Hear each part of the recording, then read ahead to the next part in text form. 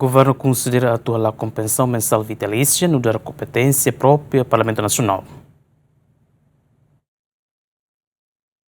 Porta-voz Governo Vice-Ministro Assunto Parlamentar Adérito da Costa ateten atual pensão mensal vitalícia no dar competência própria ao Parlamento Nacional, também a parte la pronuncia buat rumah relaciona ho concordância entre bancada parlamentar ho estudante sira atual pensão mensal vitalícia. Governante ne ateten dia hirak ne bang hira jameni confirma konamba posição governian ligado ho concordância entre estudante no bancada parlamentar. Totene parlamento ne órgão soberano e sira zero rasik serninia serviço espera né comunicação entre bancada parlamentar sira e a bancada 5 sira halo gestão basarni funcionamento normal parlamento ni ho competência besia então governo acompanha órgão legislativo ni yang ho halo serni kenar ne questão de competência próprio parlamento ni yang então kusik sira exerce serni kenar ne ba governo acompanha.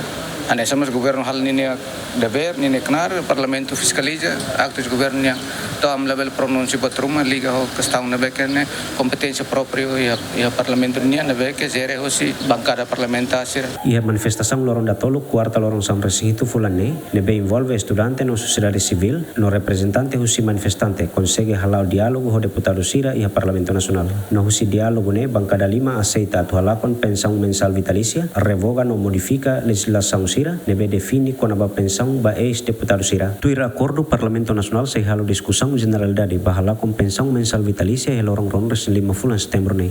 Adérito Ximenes, Bem-vindo Ximenes, GMN.